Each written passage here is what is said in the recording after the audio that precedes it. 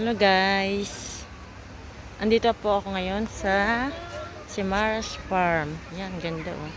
Para ka nasa ibang bansa. Guys, ang ganda ng mga bulaklak.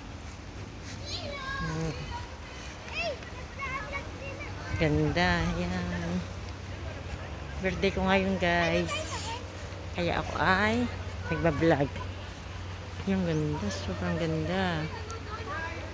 Yan guys.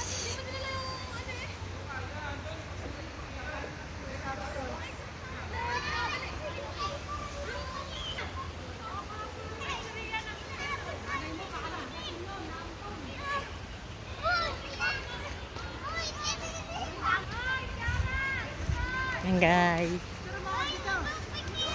Naulan lang, ganda sana.